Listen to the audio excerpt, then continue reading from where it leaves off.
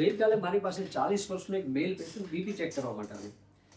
મોટા પરથી થોડું આમ એન્ક્શિયસ અને ગભરાયેલ લાગતું હતું, એટલા માટે બીપી ચેક કરતા કરતા મેં થોડીક પ્રશ્ન પૂછ્યા. હિસ્ટ્રી પરથી ખબર પડી કે ભાઈ એમના ફિઝિશિયન પાસે તાવ, માથાનો દુખાવાનો દવા લેવા માટે ગયા હતા. ડૉક્ટરે ચેકઅપ કર્યા પછી અમુક રિપોર્ટ્સ પછી એવું કીધું કે તમને હાઈ બ્લડ પ્રેશર છે અને કોલેસ્ટ્રોલ વધારે છે, માટે 4 થી 5 વાર આપણે બીપી ચેક કરાવવું પડશે. જો દર વખતે વધારે આવશે તો તમારે બીપીની દવા ચાલુ કરવી પડશે.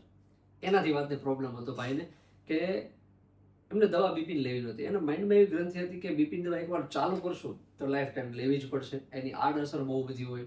ખરેખર આ એક પેશન્ટ એવું નથી, પણ આવા અઢળક પેશન્ટ હોય છે કે જેને દવાથી પ્રોબ્લેમ હોય છે. અને આના પાછળનું કારણ શું, તો કે એ લોકોને બીપી વિશે અને દવા વિશે થોડું નોલેજ હોતું નથી.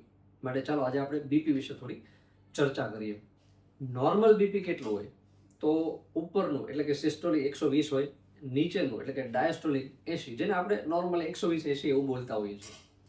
હાઈ બીપી ક્યારે કહેવાય કે એ જે વેલ્યુ 120-80 છે એ 140-90 થી ઉપર જાય. પણ મહત્વની વાત એ છે કે માત્ર એકવાર બીપી ચેક કર્યું અને 150-100, 140-90 થી વધારે આવ્યું તો આપણે હાઈ બ્લડ પ્રેશર, હાઇપરટેન્શન એવું લેબલ ના લગાવી શકાય. કમસે કમ 4 થી 5 વાર અલગ અલગ દિવસે, અલગ સમયે અને દર વખતે જો બીપી વધારે આવે અને સાથે ક્લિનિકલ એસેસમેન્ટ પછી ડૉક્ટર એવું નિદાન ડાયગ્નોસ કરે છે કે તમને હાઇપરટેન્શન છે, હાઈ બ્લડ પ્રેશર છે કે નહીં. ઘણીવાર હાઈ બીપીના કારણે દર્દીને કોઈ તકલીફ થતી નથી અને એટલા માટે જેને સાયલેન્ટ કિલર કહેવામાં આવે છે. અને એટલા માટે જ ઘણા લોકોને કોલેસ્ટ્રોલ વધારે, હાઈ બીપી હોવા છતાંય દવા લેતા નથી હોતા. પણ લાંબા સમય સુધી અનકન્ટ્રોલ જો હાઇપરટેન્શન રહે તો નુકસાન શું થશે તમારા શરીરમાં એ તમને ખબર છે?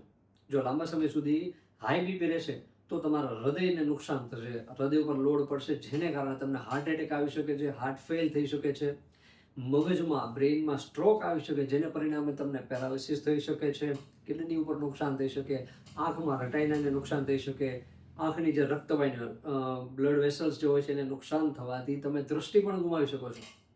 માટે ડૉક્ટર જ્યારે તમને હાઈ બ્લડ પ્રેશર છે એમ કે અને દવા આપે તો એના માઇન્ડમાં ખાલી તમારું બીપી 140-90 થી નીચે લાવો એ આંકડા પૂરતું સીમિત નથી હોતું. પણ આ હાઈ બીપીને કારણે તમારા શરીરમાં જે નુકસાન થવાનું છે એનાથી બચાવવા માટે થઈને તમને દવા આપતા હોય છે.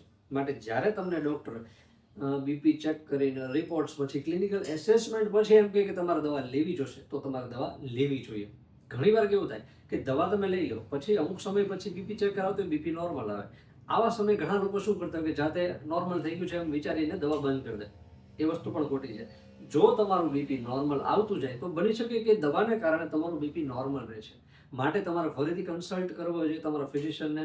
એ ફરીથી તમને એસેસમેન્ટ કરશે, રિપોર્ટ્સ કોલેસ્ટ્રોલના કરશે અને પછી નક્કી કરશે દવા બંધ કરવી, દવા ઘટાડવી કે પછી કન્ટિન્યુ રાખવી. તમે જાતે નક્કી ના કરો. આઈ હોપ કે તમને ઇન્ફોર્મેશન યુઝફુલ લાગી હશે.